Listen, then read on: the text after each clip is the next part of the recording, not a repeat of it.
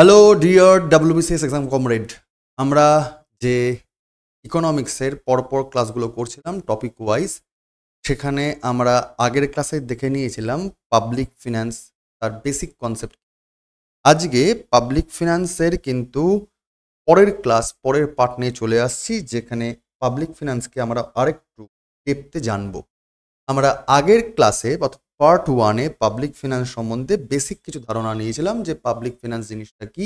যেমন আমার, তোমার, প্রত্যেক ইন্ডিভিজুয়াল ব্যক্তিত্বের যেমন আয়, ব্যয়, সঞ্চয় এবং কখনো কখনো ধার দেনা থাকে, ঋণ থাকে। আমরা যেমন সমস্ত জিনিসগুলোকে সেটাকে ম্যানেজ করি, সংসার চালাই, দৈনন্দিন জীবন চালাই, তেমনভাবেই দেশকে পরিচালনা করার জন্য দেশের সরকার যখন দেশের মানুষের জন্য যখন যে খরচাপাতি করে থাকে, না করে থাকে, সঞ্চয় করে, ধার দেনা করে, কিংবা আয় করার উৎস হিসাবে ট্যাক্স জেনারেট করে, সেই সমস্ত বিষয়গুলোই ঘুরিয়ে ফিরিয়ে দিলাম যে পাবলিক ফিন্যান্সের পার্ট।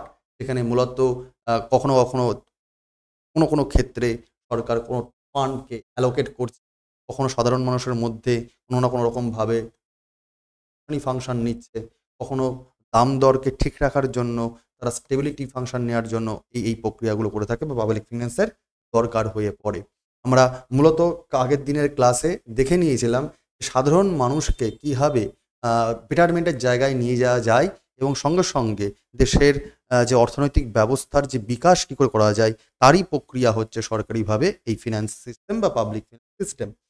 আমরা দেখেছিলাম পার্টিকুলারলি যে পাবলিক ফিন্যান্স কেন ইম্পর্টেন্ট, তার কারণ সামাজিক যদি উন্নয়ন করতে হয়, সোশ্যাল ওয়েলফেয়ারের জন্য বিভিন্ন রকম প্রোগ্রাম করতে গেলে তার জন্য পাবলিক ফিন্যান্স দরকার হয়ে পড়ে।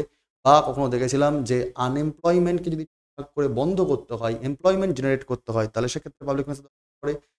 খাদ্য সুরক্ষা দেওয়ার জন্য পাবলিক ফিন্যান্স দরকার পড়ে। সেরকমভাবেই হেলথ সিকিউরিটি রয়েছে, এবং সঙ্গে সঙ্গে আয়ত করতে হবে, অর্থাৎ ট্যাক্স সিস্টেমের জন্য কিন্তু পাবলিক ফিন্যান্স দরকার হয়ে পড়ে।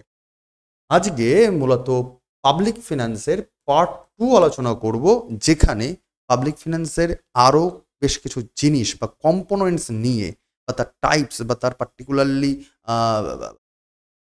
কম্পোনেন্টসের উপাদানগুলোর ওপর ভিত্তি করে দাঁড়িয়ে রয়েছে এই পাবলিক ফিন্যান্স, তার একটু ডেপথে পড়ব ধীরে সুস্থে।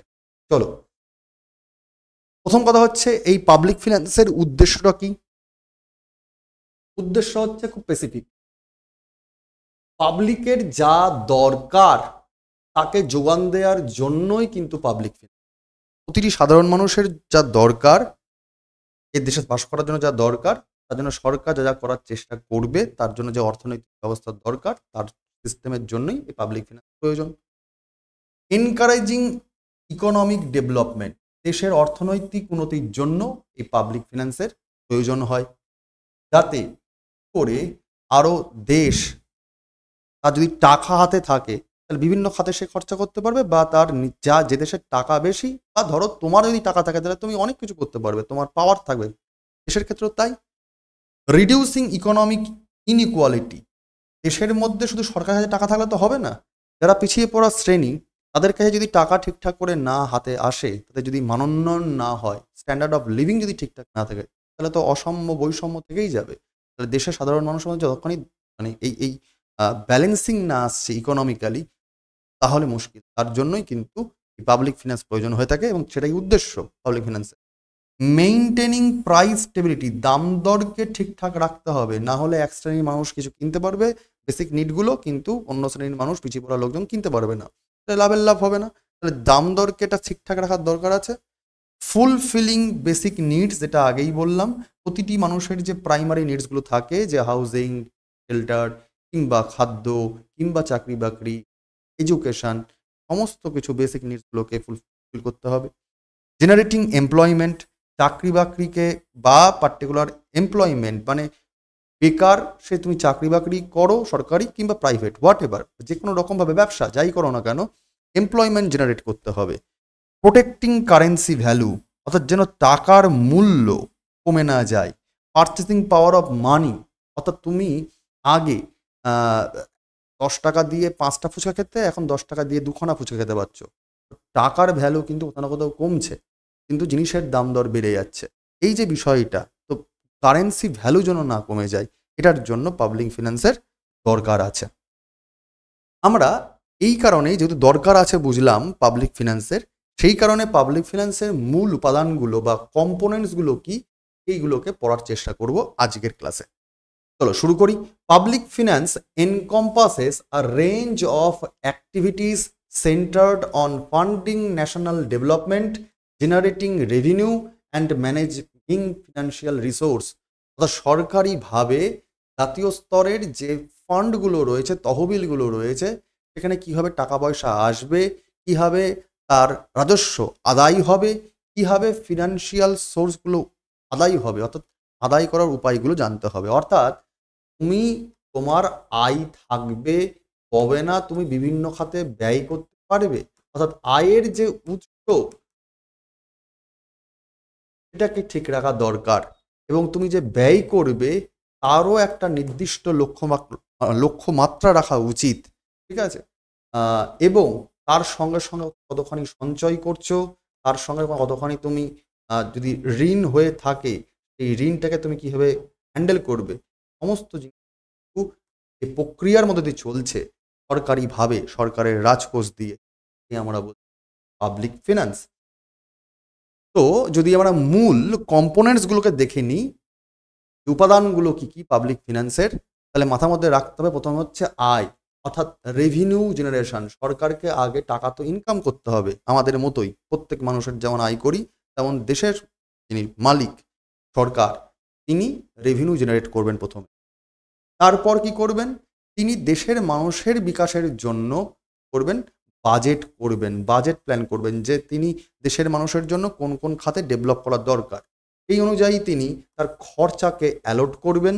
এই অনুযায়ী তিনি যদি কোনো ঘাটতি থাকে, ধরো আজকে মানুষের অনেক কিছুতে ডিমান্ড আছে, তার জন্য অনেক ডেভেলপমেন্ট করতে হবে, কিন্তু আমার যা আয় তার থেকে ব্যয় বেশি, তাহলে আমাকে ধার দেনা করতে হবে। এই যে আজকে ঘাটতি চলে আসছে, এটাকেও কীভাবে ঘাটতি থেকে প্রফিটের দিকে নিয়ে চলে যাওয়া যায়, অর্থাৎ ঘাটতি তো না হয়, যাতে আয়ের থেকে ব্যয় বেড়ে না যায়, তারও ম্যানেজমেন্ট করতে। ডেফিসিটস মানে ঘাটতি, সারপ্লাস ম্যানেজমেন্ট করে আজকে ঘাটতি এবং অতিরিক্ত যে সঞ্চয়, এই দুটোকেও কী করে ব্যালেন্স করা যায়, এবং সেখান থেকে যদি আজকে কোনো রকমভাবে দেশের অন্য জায়গার থেকে ধার দেনা হয়ে যায়, সেই ধার দেনাগুলোকেও ম্যানেজ করতে। এই বিষয়গুলি কিন্তু ওভারঅল অ্যাজ পাবলিক ফিনান্সের কম্পোনেন্টস বা উপাদান। প্রথম যে উপাদানটা নিয়ে পড়াশোনা করব সেটা হচ্ছে রেভিনিউ জেনারেশন বা রাজস্ব উৎপাদন সরকার করে কি। যে কোনো সরকার, governments primarily raise money through various forms of taxation. সরকারের আয় হয় সাধারণ মানুষের ওপর থেকে কর আরোপ করে। যারা দেশের নাগরিক তাদের থেকে ট্যাক্স নিয়ে তো সরকার আয় করছে, মানে টাকাটা তুলবে কোত্থেকে, which serves as their main source of income। তাহলে সরকারের মূল আয়ের উৎস হচ্ছে বিভিন্ন রকম উপায়তে ট্যাক্স কালেক্ট করা। কমন ট্যাক্স, বেশ কিছু সাধারণ কর আছে, যেমন আয়কর, ইনকাম ট্যাক্স, সেল ট্যাক্স এবং প্রপার্টি ট্যাক্স। বেশ কিছু কমন ট্যাক্স রয়েছে, সাধারণভাবে প্রতিটা দেশের সরকারি করে থাকে, ইনকাম ট্যাক্স কিংবা সেলস ট্যাক্স কিংবা প্রপার্টি ট্যাক্স। অ্যাডিশনাল রেভিনিউ কালেকশনের জন্য বেশ কিছু ট্যারিফ বা শুল্কও কিন্তু আরোপ করা হয়, যেমন জিনিসপত্র বা বিভিন্ন রকম ডিউটিস বা ফাইন ফিস, এগুলোও কিন্তু সরকারকে আয়ের উৎস হিসাবে দেখিয়ে দেয় বা সরকারের আয়ের উৎস হিসাবে তা সরকার করে থাকে।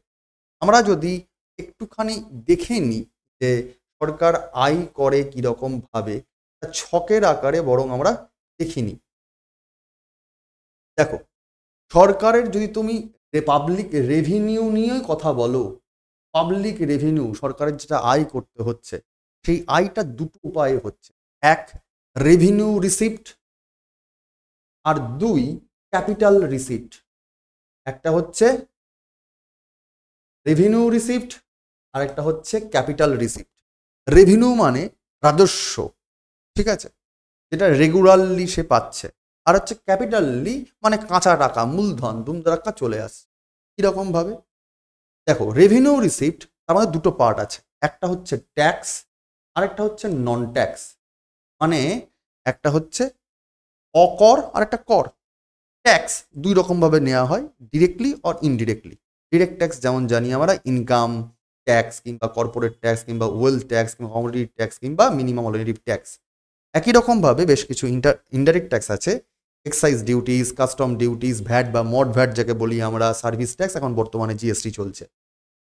এইগুলো ট্যাক্স, আমরা ট্যাক্স কিন্তু সেপারেট পৃথক ইন ডেপথ ক্লাস করবো, সেই চাপ নিও না। আমি ওভারঅল বলছি, রেভিনিউ রিসিপ্টের মধ্যে হচ্ছে ট্যাক্স, আর ট্যাক্স আবার দু প্রকার হচ্ছে, ডিরেক্ট এবং ইনডিরেক্ট। নন ট্যাক্সও একটা রেভিনিউ রিসিপ্ট। নন ট্যাক্স বলতে কি, অকর বলতে কোনটা বোঝাচ্ছে, যে কোনো রকমের ইন্টারেস্ট রিসিপ্ট যেটা হয়ে থাকে। ধরো তোমাকে আমি টাকা ধার দিয়েছি 100 টাকা, তার বিনিময়ে আমি 10 টাকা ইন্টারেস্ট নিচ্ছি, তাহলে এই যে অতিরিক্ত আয়টা, সেই 10 টাকাটা সেটা হয়ে যাচ্ছে আমার ইন্টারেস্টের রিসিপ্ট করা, তা সেটাও একটা আয়। ঠিক আছে। Dividend and profits, fiscal service, general service কিংবা ইকোনমিক সার্ভিস, এরকমভাবে রেলওয়েতে যে রেভিনিউ হয়ে থাকে, কারণ রেলওয়ে এগুলো তো আর কি, যেগুলো নন ফিক্সড সেইগুলোই বলতে পারো নন ট্যাক্স, এগুলো ফিক্সড নয়। মানে ধরো আজকে ট্রেনে কতজন লোক উঠবে প্রতিদিন, তার তো আমরা হিসাব নিকাশ করতে পারি না। আজকে আমি ট্রেনে চড়িনি, কালকে ট্রেনে চড়তে পারি, আবার 10 দিন ট্রেনে যাওয়া চড়তে পারি। কতজন প্রত্যেক দিন ট্রেনের টিকিট কাটবে, তার তো কোনো একদম ফিক্সড অ্যামাউন্ট নেই। এই কারণে এগুলো হচ্ছে তোমার নন ট্যাক্সের মধ্যে পড়ছে। একই রকমভাবে গ্রান্ট এই বিভিন্ন রকম অনুদানগুলো, নন ট্যাক্স রেভিনিউ অফ ইউটিস, যদি অঞ্চল থেকে যেগুলো নন ট্যাক্স আছে সেইগুলো হচ্ছে তোমার একরকমভাবে সব মিলিয়ে নন ট্যাক্স। তো ট্যাক্স নন ট্যাক্স মিলেই তৈরি হয়ে যায় রেভিনিউ রিসিপ্ট। তাহলে এই রেভিনিউ রিসিপ্টটা হচ্ছে সরকারের একটা আয়ের উৎস। এক। দুই, আরেকটা আয়ের উৎস যেটা হচ্ছে কাঁচা টাকা দুমদে টাকা চলে আসে। কিরকম ভাবে, ধরো তোমার কাছে টাকা নেই, তুমি দুম করে বললে মা বা বাবাকে যে আমাকে 100 টাকা দাও তো, আমার দরকার আছে, আমি একটু খাতা পেন বই কিনবো। তুমি যে তোমার কাছে পকেটে কোনো টাকা ছিল না, তুমি পকেটে হাত দিচ্ছ, সেখানে তোমার পকেটে কোনো টাকা ছিল না, ফাঁকা ছিল, শূন্য ছিল। তুমি ধার করলে মা বাবার থেকে, দুম করে তোমার পকেটে 100 টাকা চলে আসে। তুমি ধার করো যাই করো, দুম করে একটা টাকা চলে আসছে পকেটে, এটাও তো একরকমভাবে আয়ের উৎস। ডেট এবং নন ডেট প্রকারান্তরে একরকম কিন্তু ক্যাপিটাল রিসিপ্টের পার্ট। ডেটটাও অনেক রকম ব্যাপার হয়, বা নন ডেটটা অনেক রকম ব্যাপার হয়, সেগুলো ডেটতে পড়বো। ডেট বেসিক্যালি যদি জেনে রেখে দিই এই মুহূর্তে, বরোয়িংস রয়েছে, এক্সটার্নাল ডেটস বা বিদেশি জায়গা থেকে রয়েছে, আদার লাইবিলিটিস, মানে ধরো মাল্টিলেটারাল বাইলেটারাল বিভিন্ন রকম দেশের থেকে চুক্তি করে যে যে ধার দেনাগুলো করা হয়। নন ডেটসের মধ্যে তোমার যে বিভিন্ন রকম লোনকে বা অ্যাডভান্সমেন্টকে যেগুলোকে রিকভারি করে সরকার, বা কিংবা মিসলিনিয়াস এরকম যে ক্যাপিটাল রিসিপ্টগুলো রয়েছে, এইগুলোই কিন্তু যেগুলো ইনভেস্টমেন্টের মাধ্যমে কিন্তু ক্যাপিটাল রিসিপ্টের মধ্যে পড়ে যায়। অর্থাৎ এই রেভিনিউ রিসিপ্ট আর ক্যাপিটাল রিসিপ্ট এর মাধ্যমে কিন্তু সরকার তার আয়কে নিশ্চিত। আমরা ইন এ নাটশেল এই জিনিসটা বুঝলাম। তাহলে যেটা পড়ছিলাম আমরা, যে কম্পোনেন্টস, তার মধ্যে মূল যে হলো সেটা হচ্ছে আয়ের উৎসকে ঠিকঠাক রাখতে হবে। আয় ইনকামের জন্য সোর্স বন্ধ না হয়ে যায়। তোমার যদি আয় বন্ধ হয়ে যায় তাহলে তুমি ব্যয় করতে করবে, কত তোমার সঞ্চয় থাকবে। এবং আয়ের উৎসটাকে জেনারেট করে রাখতে হবে, এটা একটা সরকারের পাবলিক ফিনান্সের পার্ট। একই রকমভাবে নির্দিষ্ট পরিমাণে আমার ব্যয়টাকেও রাখতে হবে। এক্সপেন্ডিচার অ্যালোকেশন, ব্যয় বরাদ্দ ঠিকঠাক হতে হবে। পাবলিক ফান্ডস তার জন্য আছে, আমরা পাবলিক ফান্ডগুলোকে ইনডেপ পরবর্তীকালে পড়বো, যেমন consolidated fund, contingency fund, public account, এগুলোকে আমরা ডিটেলে পড়বো। তো বিভিন্ন রকম যে পাবলিক বা সাধারণ মানুষের যে ফান্ড বা তহবিল রয়েছে, এগুলো ডিস্ট্রিবিউট হয়ে থাকে বিভিন্ন রকম ক্ষেত্রে, যেমন স্বাস্থ্য ক্ষেত্রে ব্যবহার করা হয়, এডুকেশনে খরচা করা হয়, পরিকাঠামোর উন্নয়নের জন্য খরচা করা হয়, সোশ্যাল ওয়েলফেয়ার প্রোগ্রামের জন্য খরচা করা হয়ে থাকে। এবং this expenditure are intended to enhance living standards and promote the overall welfare of the population. সাধারণ মানুষের ওভারঅল যদি ভালো করতে হয়, কল্যাণময় রাষ্ট্র করতে হয়, তাহলে ওভারঅল এই হাতে খরচা করতে হবে, কিছু করার নেই। তাই এক্সপেন্ডিচার অ্যালোকেটটা কিন্তু সরকারকে মাথার মধ্যে রাখতে হয়, যেটা পাবলিক ফিনান্সের পার্ট। এবং যদি খরচা করতে হয়, তাহলে আমার আয় অনুযায়ী আমি খরচা করব, সেখানে একটু বেশি কোথায় করব কোথায় কম করব সেই অনুযায়ী আমাকে একটা ফর্দ বানাতে হবে। তুমি যেমন তোমার বাজারে দোকান করার জন্য ফর্দ বানাও, যে না ঠিক আছে আমি আজকে আদা 100 গ্রাম না কিনে 50 গ্রাম কিনবো, 50 গ্রামও চালিয়ে নিতে পারবো। এই যে বরাদ্দ কোথায় করছো কোথায় করছো না, ফর্দ যেমন তুমি করো রোজকারকার জীবনে, বা মাসিক ফর্দ করে থাকো, সেরকমভাবে সরকারও বার্ষিক ফর্দ করে, যাকে আমরা বাজেট বলছি। বাজেটের জন্য কিন্তু সেপারেট ক্লাস থাকবে। বাজেট প্ল্যানিং এটাও একটা কিন্তু পার্ট। প্রতিটা আর্থিক বছর, যাকে ফিসকাল ইয়ার বলা হয়, প্রতিটা আর্থিক বছরে সরকার এরকমভাবে বাজেট তৈরি করে, যাতে তার কতখানি আয় আসতে পারে এবং কতখানি তার খরচা হবে, তার একটা হিসাব নিকাশ করার জন্য। এবার সরকার ভেবে রাখে যে এই জায়গায় খরচা করব, অনেক সময় আনপ্ল্যান্ড খরচাও হয়ে যায় বা নন প্ল্যান্ড খরচাও হয়ে যায়। তার কারণ হচ্ছে দুমদারাক্কা আমাদের যেমন জানি আমরা যে আমাদের আয় 100 টাকা, ব্যয় করো 50 টাকা, ধরে নাও এটা আমাদের যদি চিন্তা ভাবনা হয়ে থাকে। কিন্তু আমরা কি ভাবতে পারি দুম করে কালকে আমার সর্দি কাশি হয়ে যাবে, তাহলে একটা ওষুধ কিনে খেতে হবে। তার এই যে ওষুধ কেনাটা সবসময় তো লাগছে না, কিন্তু দুমদারাক্কা দরকার হলে খরচা করতে হবে। এই যে এরকমভাবে সরকারও কিন্তু কোথাও না কোথাও নন প্ল্যান খরচা হয়েই থাকে। আর সাধারণভাবে আমরা খরচাটাকে একটা মাথার মধ্যে হিসাব করে রাখি যে আমার মিনিমাম এইটুকু খরচা লাগবেই, অর্থাৎ এটা আমার প্ল্যান্ড খরচা হবে। তেমনভাবে সরকারও কিন্তু একটা আর্থিক বছরে, একটা ফিসকাল ইয়ারের মধ্যে এরকমভাবে সরকার একটা বাজেট তৈরি করে যেখানে কত টাকা আসতে পারে, আয় কত হতে পারে এবং সেরকমভাবে কত টাকা খরচা হতে পারে, তার একটা ফর্দ বানিয়ে রাখে, একেই আমরা বাজেটে বলছি। This budget acts as strategic plans guiding financial decisions and resource distribution. এইরকমভাবেই যে আর্থিক কোথায় কোথায় বন্টন করতে হবে বা অর্থনৈতিকভাবে কী কী সিদ্ধান্ত সরকার নিয়ে থাকবে তার জন্য একটা স্ট্র্যাটেজিক প্ল্যান করে থাকে বাজেটিংয়ের মাধ্যমে। আমরা বাজেটটা আলাদা করে পড়াবো, মনে রাখবে বাজেট শব্দটা আসছে বুকেতে বলে একটা ওয়ার্ড থেকে, কিন্তু বাজেট শব্দটা কিন্তু ডাইরেক্ট আমাদের সংবিধানে উল্লেখ করা নেই। বাজেট শব্দটা উল্লেখ করা আছে ইনডাইরেক্টলি। একে বলা হয় অ্যানুয়াল ফিনান্সিয়াল স্টেটমেন্ট, একে বলা হয় অ্যানুয়াল ফিনান্সিয়াল স্টেটমেন্ট। এবার যেহেতু আমাদের দেশে দুই ধরনের সরকার রয়েছে, অর্থাৎ কেন্দ্র এবং রাজ্য, এই নিরিখে আমাদের দুই ধরনের বাজেট হয়ে থাকে, কেন্দ্র সরকারের বাজেট এবং রাজ্য সরকারের বাজেট। যদি সেন্ট্রাল গভর্নমেন্টের বাজেট হয় তাহলে সেটা হয়ে যাবে অ্যাকর্ডিং টু আর্টিকেল 112, আর যদি রাজ্য সরকারের বাজেট হয়ে যায় তাহলে স্টেট গভর্নমেন্ট বাজেট হয়ে যাবে আর্টিকেল 202। এগুলোকে আমরা আরও ডিটেলে যখন বাজেট পড়বো তখন পড়বো। ঠিক এছাড়া আরেকটা কম্পোনেন্ট সেটা হচ্ছে ডেফিসিট এবং সারপ্লাস ম্যানেজমেন্ট। ঘাটতি বা যদি অতিরিক্ত টাকা চলে আসে, মানে যাকে উদ্বৃত্ত বলি, তার একটা ব্যালেন্সিং ব্যবস্থাপনা করে রাখে। ওয়েন গভর্নমেন্ট এক্সপেন্সেস, যখন সরকারের যে খরচাগুলো সারপ্লাস হয়ে যায় রেভিনিউয়ের থেকে উইদিন আ স্পেসিফিক পিরিয়ড, তখন কি আসে? তখন ডেফিসিট চলে আসে। স্বাভাবিকভাবে তোমার যে আয় আর তোমার যে ব্যয়, যেটা নির্দিষ্ট সময়সীমার মাধ্যমে, সময়টা এখানে ফিক্সড, টাইম ফিক্সড, আয় যা তার থেকে ব্যয় যদি বেশি হয় তাহলে নিশ্চয়ই বুঝতে পারছো এখানে কি আছে, ঘাটতি। সরকারের ঘাটতি এরমভাবেই হয়, তার জন্য ফান্ডিং একটা গ্যাপ পড়ে যায়, সরকারে ডেভেলপমেন্ট প্রজেক্ট আটকে যায় অনেক সময়।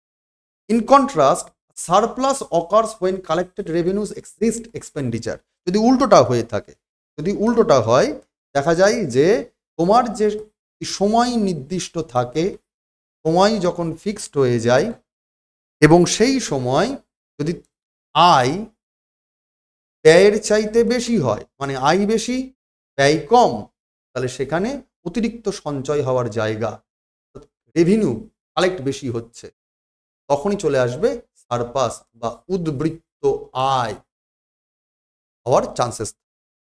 ঠিক এইগুলোকেও ব্যালেন্স করতে হয় সরকারকে পাবলিক ফিনান্সের মাধ্যমে। তার জন্য সরকার কি করে? যদি ঘাটতি হয় তখন সরকার কি করবে? ঋণ নিতে বাধ্য থাকবে, যেমন আমরা তুমি করি।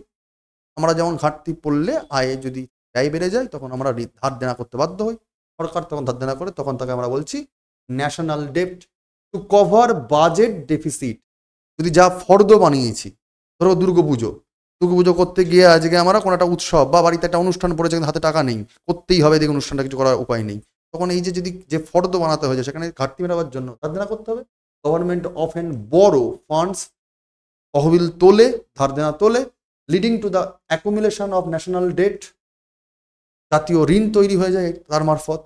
This debt reflects the total amounts of government owes from borrowing over time and represent its long term financial commitment.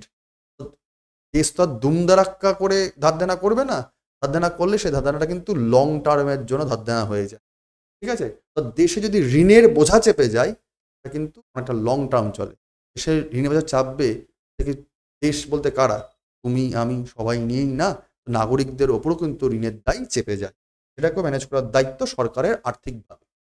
এবার যদি আমরা পড়ে নিই এই যে সরকার এই যে উপাদানগুলো দেখলাম, যে আয় ব্যয় ধার দেনা বা উদ্বৃত্ত হয়ে যাওয়া, এই জায়গাগুলো পড়লাম, এখানে সরকার পাবলিক ফিনান্সকে করছে কি করে বা ম্যানেজমেন্ট করছে কি, টাইপসগুলো কীভাবে আসছে, সেখানে আমরা দেখব ওই যেটা বলছিলাম, একটা পাবলিক ফিনান্স, একটা হচ্ছে পাবলিক এক্সপেন্ডিচার, একটা হচ্ছে পাবলিক ডেট, আর একটা হচ্ছে management finance.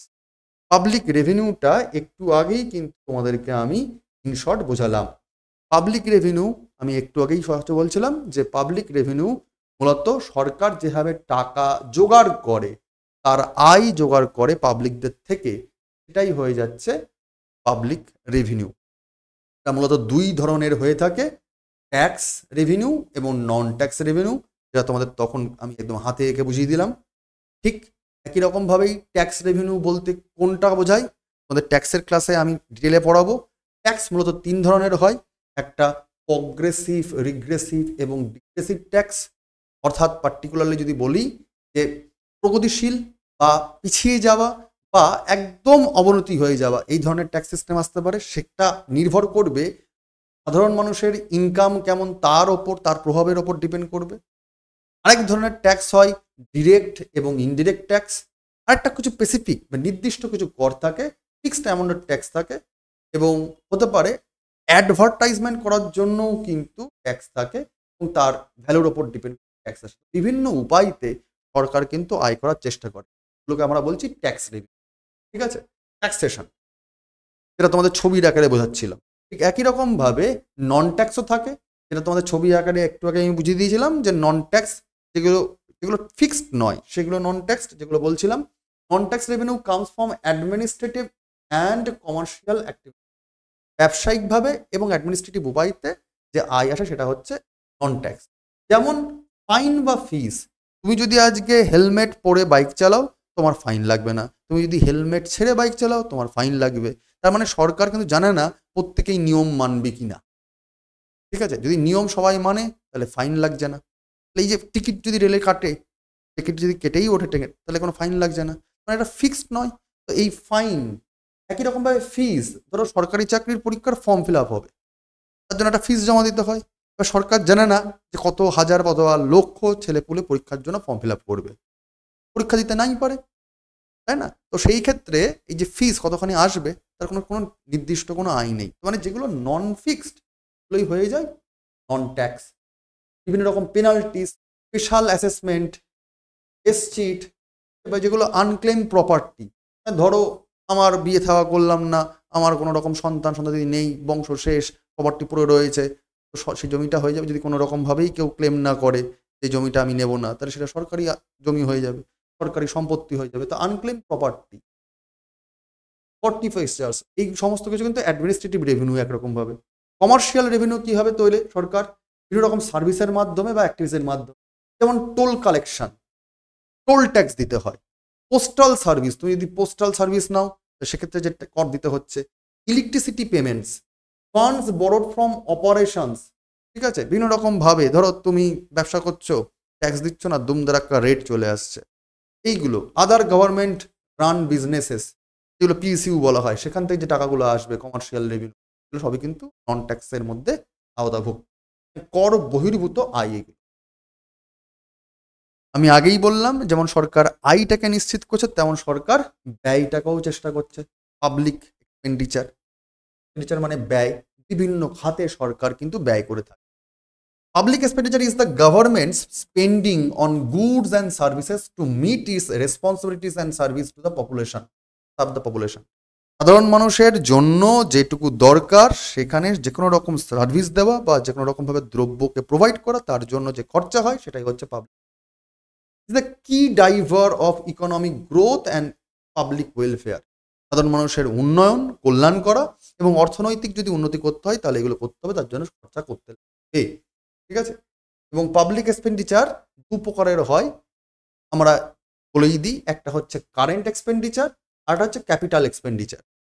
Day to day, মানে প্রত্যেক দিনের, নো হোপ নো চয়েসেস, খরচা করতেই লাগবে, রেগুলার খরচা, সেই খরচাগুলোকে আমরা বলি কারেন্ট এক্সপেন্ডিচার। যেমন স্যালারিস, তুমি যদি চাকরি পেয়ে যাও, সরকারি চাকরি, তুমি যদি ঠিকঠাক করে কাজ না করো তাহলে তোমাকে মাইনা দিতে বাধ্য। তুমি সারাদিনে আজকে একটুখানি আর ভেঙে নিলে, বর্ষা পড়েছে ল্যাথ খেয়ে নিচ্ছি, তোমার যদি এরকম মনে হয়, সরকার তোমাকে তো বলবে না তুমি আজকে কাজ করো, তোমার রোজ দেবো না, মানে তোমাকে স্যালারি দিতেই হবে। সুতরাং সেক্ষেত্রে নো হোপ নো চয়েসেস, এই সেক্টরে যদি কোনো রকমভাবে ইকোনমিক জেনারেশন না হয়ে থাকে সরকারের, তাহলে তার কর্মীকে স্যালারি দিতেই হবে। সাবসিডিজ, ভর্তুকি, যদি ভাতা প্রচণ্ড পরিমাণে চালু, ধরো ঘোষণা করলাম ভাতা দেবো, কিন্তু আমি জানি আমার হাতে পকেটে টাকা নেই, তাহলে সেক্ষেত্রে কী করতে, খরচা করতেই হচ্ছে। তো এক ধরনের এটা রেগুলার খরচা, ভাতা দিতেই হচ্ছে। অ্যাডমিনিস্ট্রেটিভ এক্সপেন্সেস, সরকারি শাসন ব্যবস্থা পরিচালনা করার জন্য যে খরচাগুলো হয়ে থাকে, ঠিক আছে। আপকিপ অফ পাবলিক ফ্যাসিলিটিস, অর্থাৎ পাবলিকের সুবিধা করার জন্য যেরকম পরিকাঠামো দরকার, সমস্ত কিছু দেওয়ার জন্য যে রোজকারকার খরচ, এগুলোই দৈনন্দিন খরচ। নো হোপ নো চয়েস যে খরচ, সেটাই হচ্ছে কারেন্ট এক্সপেন্ডিচার। ঠিক। আরেকটা হচ্ছে capital expenditure, long term investment in infrastructure such as roads, bridges, school and hospital design to enhance economic capacity and improve citizens quality of life. এটা রাস্তা দীর্ঘদিন ধরে থাকবে, তার জন্য যে খরচ করা হয় এটা হচ্ছে ক্যাপিটাল এক্সপেন্ডিচার, মানে অনেক দিন ধরে খরচা হয়ে যাচ্ছে, ঠিক আছে। এটা হচ্ছে ক্যাপিটাল এক্সপেন্ডিচার। ব্রিজ বানানো, স্কুল বানানো, হসপিটাল বানানো, সেগুলো কিন্তু তোমার ক্যাপিটাল, থোক টাকা বেরিয়ে যাচ্ছে। আবার অনেক সময় এটাও হয়ে থাকে যে ধরো প্ল্যান্ড এবং নন প্ল্যান্ড এক্সপেন্ডিচারও হয়ে থাকে, যে প্ল্যান্ড এক্সপেন্ডিচার আর নন প্ল্যান্ড এক্সপেন্ডিচার। অনেক সময় যেগুলো দুমদারাক্কা কোনো ন্যাচারাল ক্যালামিটি চলে আসলো, ডিজাস্টার চলে আসলো, সেক্ষেত্রে লোক সরকারকে খরচা করতে, ক্ষেত্রেও সেটা কিন্তু আনপ্ল্যান্ড এক্সপেন্ডিচার পড়ে যায়। বেশ, এবার চলে আসি যেটা বলছিলাম, পাবলিক ডেট, অর্থাৎ সরকারের যে ঋণ। Public debt represent the total fund of a government owes accumulated from borrowing to finance development and cover budget deficit. অর্থাৎ ওই ফিনান্স ফিসকাল ইয়ারে বাজেট করার সময় যদি কোনো ঘাটতি পড়ে, তখনই না সরকার হাত পাতবে, ধার দেনা করবে। অর্থাৎ অর্থনৈতিকভাবে উন্নতি করার জন্য অনেক সময় সরকার যখন হাত পাতে বা ধার দেনা করে, তার যে মূল যে ফান্ড আসে তাকে আমরা পাবলিক ডেট। তো পাবলিক ডেট যখন চলে আসে তখন কিন্তু তার প্রভাব পড়ে যায় দেশের আয়ের ক্ষেত্রে। অর্থাৎ যখন ঋণ বেড়ে যায়, দেশের আয় কমে যায়, তখন কিন্তু ডেঞ্জার জায়গায় চলে আসে, ইকোসিস্টেম ভালো থাকে না। এটা মাথার মধ্যে রাখতে হবে। আমাদের যেমন যদি ধার দেনা বেড়ে যায়, আমাদের যেমন বোঝা টানতে হবে, দেশের ক্ষেত্রেও তাই অবস্থা হবে। এটা কিন্তু বোঝার বিষয়। করব তাহলে এরকম ডেট বা ধার দেনা, পাবলিক ডেট কত প্রকারের হয়? ইন্টারনাল ভার্সেস এক্সটার্নাল ডেট, অর্থাৎ দেশের ভিতরেও সরকার ধার দেনা করতে পারে, বাইরেও ধার দেনা করতে পারে। ইন্টারনাল ডেটটা কি? when it is borrowed within the country, তখন দেশের ভেতরে ডোমেস্টিক যে কোনো ব্যাংক থেকে যখন সরকার ধার দেনা করে, কর্পোরেশনের কাছ থেকে যখন ধার দেনা করে, বা নাগরিকের কাছ থেকে যখন ধার দেনা করে, তখন সেটা বলা হচ্ছে ইন্টারনাল ডেট। এক্সটার্নাল ডেট কি? যখন কোনো মানে সরকার যখন কোনো লোন নেয় বিদেশি সরকারের কাছ থেকে, বাইরের দেশের কোনো সরকার থেকে লোন নিচ্ছে, বা আন্তর্জাতিক যে প্রতিষ্ঠানগুলো রয়েছে, যেমন ওয়ার্ল্ড ব্যাংক কিংবা এশিয়ান ডেভেলপমেন্ট ব্যাংক কিংবা IMF, এখান থেকে যদি কোনো ধার দেনা করে থাকে সরকার, তাহলে তাকে বলা হচ্ছে, মানে বিদেশি কোনো দেশ থেকে বা কোনো প্রতিষ্ঠান থেকে যখন ধার দেনা করে, তখন তাকে বলছে এক্সটার্নাল ডেট। আর যদি ইন্টারনালি ধার দেনা করে, তখন তাকে বলা হচ্ছে ইন্টারনাল ডেট। একরকম গেল। আরেক ধরনের ধার দেনাটা কী রকম হয়? সেটা হচ্ছে compulsory versus voluntary debt. Compulsory মানে সেটা করতেই লাগে, বাধ্যতামূলক ঋণ, কিছু করার নেই। when it consists of mandatory obligations such as taxes, তোমার আয় কম কিন্তু ব্যয় বড্ড বেশি, ট্যাক্স সেরকমভাবে পাওয়া যাচ্ছে না, তাই তোমাকে ধার দেনা করতেই হচ্ছে, কিছু করার নেই, তখন তাকে আমরা বলছি কম্পালসারি ডেট। আর যখন ভলান্টারি ডেট, ঠিক আছে, যে তুমি বুঝলে যে ঠিক আছে ধার দেনা করে আমি পরে মিটিয়ে দেবো, এই মুহূর্তে নিজের যে ফান্ড সেখানে আমি হাত দেবো না, তখন সেটা voluntary debt. Voluntary debt arise when institutions and individual choose invest in government issued securities. সরকারি বিভিন্ন রকম, যখন সরকার যখন অনেক রকম সিকিউরিটি বন্ড জেনারেট করে, তখন বিভিন্ন রকম আর্থিক প্রতিষ্ঠানগুলো কিংবা যখন সাধারণ মানুষরা তার শেয়ার বা স্টেক নিয়ে নেয়, তখন তাকে আমরা বলে দিচ্ছি ভলান্টারি ডেট। সরকার, মনে করো তোমাকে সরকার বললো, ধরো তোমার কাছে তুমি চাকরি পেয়েছো, প্রতি মাসে থক থক থক থক করে টাকা রাখছো, বা ধরো তুমি রিটায়ার করে গেছো, রিটায়ারমেন্টের পরে তুমি এককালীন একটা টাকা পেয়েছো, এবার তোমার ছেলে বা তোমার মেয়ে দুমদারাক্কা বলবে একটা গাড়ি দাও, এটা আনো, একটা ফ্রিজ কেনো, এটা ওটা কেনো, লিকুইড বা মার্কেটে কী হবে, টাকা কিন্তু বেরিয়ে যাবে, দাম দর ওঠানামা করে যেতে পারে। অনেক সময় সরকার তখন কী বলে, যারা কিষাণ বিকাশ পত্র ফিক্সড ডিপোজিট করে দেয়, বিভিন্ন রকম গভর্নমেন্ট সিকিউরিটি বন্ডস তখন সরকার জেনারেট করে। তো বিভিন্ন রকম ভাবে আসে। আমরা ক্যাপিটাল মার্কেট, মানি মার্কেট পড়ার সময় সেগুলো পড়বো ইন ডিটেলে। হোয়াট এভার, সেই যখন মানে অপারেশনসগুলো সরকার করে, তখন আমরা আসলে কি করি? সরকারের টাকা জমা রাখি এবং তার বিনিময়ে সরকারটা সার্টিফিকেট ধরে ছেড়ে দেয়। অর্থাৎ সেই টাকাটা তো সরকারকে ফেরত দিতে কোনোদিন হবে। এটাও কিন্তু ডেলিভারিটি সরকার করে থাকে, তাকে বলা হচ্ছে ভলেন্টারি ডেট। ক্লিয়ার? তাহলে দুই রকম গেল, একটা হচ্ছে ইন্টারনাল এক্সটার্নাল, আর একটা হচ্ছে ম্যান্ডেটরি, আর একটা হচ্ছে ভলেন্টারি। আরেক ধরনের ডেট হয় পাবলিক ডেট, সেটা হচ্ছে productive versus unproductive. Productive versus unproductive debt, এটাও এক ধরনের ধার দেনা। প্রোডাক্টিভ ডেট মানে কি? when it finances projects that generate income and can repay themselves over time। ঠিক আছে, এমন ধরনের কোনো একটা প্রজেক্ট নেওয়া হচ্ছে এটা সরকার বানানোর জন্য ধার করলো, এটাকে তৈরি করার জন্য সরকার ধার করে সেটা তৈরি করলো, কিন্তু এটা তৈরি হয়ে গেলে সেখানে ইকোনমি জেনারেট হচ্ছে, প্রচুর পরিমাণে সেখানে আয় আসা শুরু হয়ে যাচ্ছে। যদি আয় আসা শুরু হয়ে যায়, ধার দেনা মিটিয়ে দিতে সুবিধা হবে। তার মানে এই প্রজেক্টটা ফ্রুটফুল, তার মানে প্রোডাক্টিভ। আনপ্রোডাক্টিভ ডেট তখন ঠিক এটার উল্টোটা হয়, তার যখন কোনো নট ক্রিয়েট রেভিনিউ, যেখান থেকে কোনো রেভিনিউ আসবে না, কোনো আয় না আসে, ঠিক আছে, এবং কোনো রকম অ্যাডিশনাল ট্যাক্স চাপানোও যাবে না, শুধুমাত্র সেটা ভালোর জন্য করে দিয়েছে। মানে ধরো সরকার তোমাকে একটা খরচ করে পুকুরের পাড় বাঁধিয়ে দিয়েছে সৌন্দর্যায়নের জন্য, কিন্তু পুকুরের পাড়ে মানুষজন আসে, বসে, বিড়ি খায়, চলে যায়। তার মানে এখানে তো টাকা জেনারেট হওয়ার রাস্তা নাই। যদি সেখানে আজকে কোনো একটা দোকানপাট খুলে যায়, ঠিক আছে বাবু তো আপনি চাট খান, ঠিক আছে, তাহলে তার থেকে সরকার কোনো রকমভাবে টাকা পয়সা পাবে, তার জন্য আবার ট্যাক্স নেবে, হোয়াট এভার অনেক রকমভাবে নেবে। যদি সেরকম রাস্তা না থাকে, অ্যাডিশনাল কোনো ট্যাক্স চাপাতে না পারে, তাহলে তো এই যে বাধাই করে দিল সেটা তো বেকার গেল। বেকার গেল বলতে আনপ্রোডাক্টিভ হয়ে গেল। সেই রকম ধার দেনাগুলো কিন্তু আনপ্রোডাক্টিভ ডেট। যদি ধার দেনা করে সরকার করে দেয় এটা, তাহলে সেক্ষেত্রে এটা বলা হবে। যদি কোনো রকম ইকোনমি জেনারেট হয় কোনো প্রজেক্টে, তাকে বলবো প্রোডাক্টিভ ডেট। যদি ইকোনমি জেনারেট না হয়, আনপ্রোডাক্টিভ ডেট। রিডিমেবল অ্যান্ড ইরিডেমেবল, এই দুই ধরনেরও কিন্তু ধার দেনা হয়। অর্থাৎ একটা ধার খারিজযোগ্য, মানে ছেড়ে দিচ্ছে, ঠিক আছে, ধার করেছো, তোমার টাকা আর আমি ফেরত নেব না। আর একটা হচ্ছে অফেরতযোগ্য, মানে কি বলবো, অনাদায়ী ঋণ, তাকে বলা হয় ইরিডেমেবল। কিরকম? রিডিমেবল মানে হচ্ছে has set repayment period and eventually paid back, মানে তোমাকে ফেরত দিতেও হবে এবং তার নির্দিষ্ট টাইম পিরিয়ড রয়েছে, তোমাকে টাকা ফেরত দিতে হবে, মানে ধার করেছো তাকে সুদ ফেরত দিতে হবে, এটা হচ্ছে রিনিউয়েবল, ঠিক আছে, ইন্টারেস্ট সমেত তোমাকে ফেরত দিতে হচ্ছে। আর ইরিডেমেবল ডেট মানে কি? Does not have a specific maturity date, কবে এটা শেষ হচ্ছে তার কোনো ঠিক নেই। May not be formally repaid, অনন্তকাল ধরে তোমার ধার পড়েই রয়েছে এবং তোমাকে ধার ফেরত দেওয়ার জন্য কেউ চেয়েও নিচ্ছে না যে টাকাটা ফেরত দাও, ঠিক আছে, অনাদায়ী, তোমাকে ফেরত দেওয়ার কোনো চাপ নেই। তাহলে ধারও কিন্তু দুই রকমের হয়, হচ্ছে ফেরতযোগ্য অথবা খারিজযোগ্য, মানে তোমার দিতে লাগবে।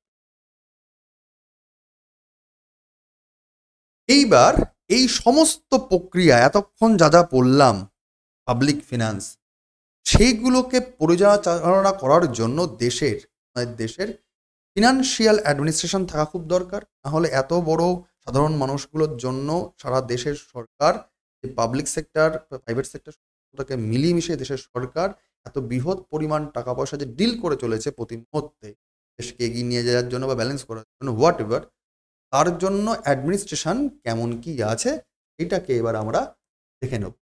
বেসিক্যালি দেখাচ্ছি financial administration. Financial administration encompasses all activities related effectively managing government finances। গভর্নমেন্টের ফাইন্যান্সের সমস্ত বিষয়গুলো একদম কোর যে ফাংশনগুলো রয়েছে সেগুলোই কিন্তু তারা সবসময় ডেভেলপ করে চলেছে বা সেগুলো মনিটরিং করে চলেছে। কীরকম? Budget and planning. এই ভারতবর্ষের ফিনান্সিয়াল সিস্টেমের মধ্যে বাজেট প্ল্যানিং করতে হবে, কীভাবে ইনকাম কত আসছে তার হিসাব নিকাশ করা, এস্টিমেটিং ইনকাম, প্ল্যানিং অ্যালোকেশন, কত টাকা কোথায় কত টাকা দিতে হবে, বরাদ্দ করতে হবে, তার হিসাব নিকাশ করা, সেটিং টার্গেট, আচ্ছা এই বছর এত টাকা আয় এসছে, ওই টাকা কত টাকা খরচা হয়েছে, তাহলে পরের বছর এত টাকা আয় করতে হবে, এইগুলো হিসাব নিকাশগুলো করা কিন্তু এই ফিনান্সিয়াল কাজ। দুই কি কাজ? ফিনান্সিয়াল রিপোর্টিং করা, sharing transparent financial information with stakeholders. বিভিন্ন রকম সরকারি যে স্টেক হোল্ডার্সগুলো রয়েছে সেখানে কত টাকা আয় আসছে, ব্যয় হচ্ছে, সেখানে কত টাকা কি হচ্ছে, ইনভেস্টমেন্ট কিছুর ট্রান্সপারেন্ট ফিনান্স দরকার একটা। রেভিনিউ ম্যানেজমেন্ট ঠিকঠাক রাখতে হবে, কালেক্টিং ট্যাক্স এবং এনশিওরিং এফিসিয়েন্ট রেভিনিউ কালেকশন, ঠিক টাইমে ঠিক রকম পরিমাণে ট্যাক্স কালেক্ট করে নিয়ে আসতে হবে, নাহলে দেশ চলবে না। এক্সপেন্ডিচার কন্ট্রোল, দুমদারাক্কা খরচা করলেও হবে না, যাতে ঠিকঠাক করে ঠিকঠাক কাজের জায়গায় খরচা করা যায় তার একটা ব্যালেন্সিং করতে হবে। Overseeing spending of to avoid West and measuring performance, যেখানে দরকার যেটুকু দরকার সেইটুকুই খরচা করার জন্য এক্সপেন্ডিচারকে কন্ট্রোল করার চেষ্টা করবে ফিনান্স ডিপার্টমেন্ট। ডেট ম্যানেজমেন্ট, ধার দেনাকে ম্যানেজ করার চেষ্টা করবে, যত টাকা ধার হয়েছে তার জন্য ইস্যু হয়েছে অতখানি। ম্যানেজিং পাবলিক ডেট, তার রেসপন্সিবিলিটি ঠিক করে করার জন্য তারা কি করবে, এই ধার দেনাকেও তারা ব্যালেন্স করার চেষ্টা করবে বা হিসাব নিকাশ করবে, তার জন্য তার টার্গেট রাখবে। পলিসিস অ্যান্ড রেগুলেশন, সরকার বিভিন্ন রকম সময় নানা রকম নীতি নিয়ে থাকে, তা সেটাকে ঠিকঠাক করে মনিটরিং করবে বা রেগুলেট করবে, এবং তার জন্য তারা নিয়ম কানুন বানাবে, তারা অডিট আর্ন করবে, মানে হিসাব নিকাশ করবে, কিংবা রিস্ক কন্ট্রোল ম্যানেজমেন্ট করবে, কিন্তু যাতে বিপদ আপদ না হয়, যাতে নীতি পাল্টাবে, নীতি আপডেট করবে। পারফরমেন্স ইভালিউশন, অর্থাৎ ওভারঅল যা যা কাজ প্রক্রিয়া চলছে তাতে সরকারের অর্থনৈতিক অবস্থা এগোচ্ছে না হচ্ছে, কি রিস্ক জোন আছে না নেই, ধার দেনা করতে হবে না করতে হবে না, ধার দেনা করে ফেলে কতখানি বিপদ, কতখানি না করলে কতখানি বিপদ, সমস্ত কিছু হিসেব নিকেশ রাখতে হবে। তারপর জন্য পারফরমেন্স একটা ইভ্যালুয়েশন শিট রাখতে হবে। Analysing how well resources are used to achieve objectives, দেশ চালাবার জন্য বা কল্যাণময় রাষ্ট্র চালাবার জন্য তৈরি করার জন্য সরকার যে টার্গেটগুলো রেখেছিল ততখানি তার টার্গেট হচ্ছে, আর কীরকমভাবে তার আয় আসছে। এই ব্যয় আর আয়ের যে চাকা ঘোরানোর জন্য যে মেশিনারি, তাকেই আমরা বলে দিচ্ছি পাবলিক ফিনান্সিয়াল অ্যাডমিনিস্ট্রেশন। ঠিক আছে, তারাই এরকম ভাবেই কিন্তু ফিনান্সিয়াল ম্যানেজমেন্ট সিস্টেমটা চলছে। সরকারের যে theme, payments, receipts, accounting and much more for government, এটাকেই রেখে, পুরোটাকে মাথার মধ্যে রেখেই কিন্তু সরকার সমস্ত ইকোনমিক সিস্টেমগুলোকে পরিচালনা করছে, ফিনান্সিয়াল সিস্টেম পরিচালনা করছে দেশে অর্থনীতির চাকা করে। এই জন্যই ফিনান্সিয়াল ম্যানেজমেন্ট দরকার এবং ম্যানেজমেন্ট অফ ফিনান্স দরকার হয়ে। Public finance management refers the system and approaches government use to oversee the country's resources, আয় ঠিকঠাক করে রাখার জন্য ফিনান্সিয়াল ম্যানেজমেন্টের দরকার পড়ে যায়। It integrates all elements of public finance and support the government's role in fostering economic development, অর্থনৈতিক বিকাশের জন্য সরকার কীভাবে আয় করবে, কীভাবে খরচ করবে, তার সমস্ত উপাদানগুলোকে খুঁটিনাটি তারা পর্যবেক্ষণ করে। কীভাবে এই চাকাটা ঘুরছে, সাইকেলটা ঘুরছে, চাকাটা কীভাবে ঘুরছে, প্রিপেয়ারিং বাজেট, বাজেট তৈরি করে, তারপরে থেকে আয় করার কাজ শুরু করে, এক্সিকিউটিং এক্সপেন্ডিচার, খরচা করার কাজটাকে ঠিকঠাক করে তারা পালন করছে, মেইনটেনিং অ্যাকাউন্টস, কোন খাতে কত টাকা আয় কত টাকা ব্যয় সেই হিসাব নিকাশ তারা করছে, এবং তারপরই প্রডিউসিং ফিনান্সিয়াল রিপোর্ট, তারা অর্থনৈতিক রিপোর্ট তৈরি করছে, এবং তার মারফত তারা সুস্থ, ট্রান্সপারেন্ট, অ্যাকাউন্টেবিলিটি এবং এফিসিয়েন্টলি যাতে সেখানে আয় এবং ব্যয় হয় হিসাব নিকাশ রাখার চেষ্টা করছে, যাতে দেশে অর্থনৈতিক ক্রাইসিস না এসে অর্থনৈতিক ডেভেলপমেন্ট আসে, মানুষ দেশের দশের এগিয়ে যাওয়ার উপায় তৈরি। ওভারঅল এইটাকেই নিয়েই দেশের ফিনান্সিয়াল সিস্টেম বা পাবলিক ফিনান্স পরিচালনা হচ্ছে। তো আমরা এই দুটো ক্লাসের মারফত পাবলিক ফিনান্স পার্ট 1 এবং পাবলিক ফিনান্স পার্ট 2, এই দুটো ক্লাসের মারফত আমরা ওটা দেশের সরকারি অর্থনৈতিক ব্যবস্থা আমরা যেভাবে উল্টো করে পড়েছি আমরা কনসেপচুয়ালি, যেখানে আমরা শুরুতেই সরকারি যেহেতু চাকরি পাওয়ার চেষ্টা করছি, সরকারের হয়ে আমরা যে আমলাতন্ত্রে ঢোকার চেষ্টা, সেখানে সরকারের হয়ে আমাদের কি হবে, তার জন্য সরকারের যে মেন ইকোনমিক সিস্টেমের যে কনসেপ্ট তাকে উদাহরণ করার চেষ্টা করি। আমরা পরের ক্লাসে এরকম ভাবেই এই যে তার বিভিন্ন রকম অর্নামেন্টসগুলো দেখলাম, ট্যাক্স, নন ট্যাক্স, অন্যান্য বিষয়বস্তু, বাজেট, বিভিন্ন রকম চ্যাপ্টার যেগুলো আছে অর্থনীতির, সেগুলো টপিক ধরে ধরে কিন্তু আলোচনা করতে থাকবো। কিন্তু যা পড়বো আমাদের মাথার মধ্যে রাখতে হবে আমাদের টপিক হচ্ছে সিলেবাসে দেওয়া আছে ইন্ডিয়ান ইকোনমি, ভারতের অর্থনীতি, এবং তার সঙ্গে বর্তমানে সরকার কি কি আনছে, পলিসিস আনছে, কারেন্ট অ্যাফেয়ার্স এগুলোকে কিন্তু মিশে নাকি ইকোনমিক্স দ্য থিওরি পার্ট মুখস্থ। তাই আমরা যা পড়বো কনসেপচুয়ালি পড়বো এবং তার ইমপ্লিমেন্টেশন তবেই কিন্তু পারফরমেন্স, আমাদের অ্যানালিটিক্যাল অ্যাপ্রোচ। আশা করি প্রত্যেকের ক্লাস হচ্ছে সহজ ভাষায় বা জীবনবোধ থেকে অর্থনীতি বা দেখার দৃষ্টিতে। তো তোমাদের যদি কোনো বক্তব্য থেকে থাকে তোমরা জানিয়ে দিও, এবং দেখতেই পাচ্ছ সমস্ত নোট কিন্তু বাংলা এবং ইংরেজিতে দুটো ভাষায় রাখা। প্রতিটি বিষয়েরই ক্লাস হচ্ছে এরকমভাবে টপিক ওয়াইজ, চ্যাপ্টার ওয়াইজ। এই নিরিখে এই দেখো ডেসক্রিপশন বক্সে টেলিগ্রাম গ্রুপের লিঙ্ক দেওয়া আছে, নোট তো পিডিএফ এখানে পড়েই যায়। রেগুলার ক্লাস করো এবং ধীরে ধীরে চলো আমরা আমাদের আজকে অবধি, পরের দিন পরের ক্লাসে দেখা। প্রত্যেককে থ্যাংক ইউ।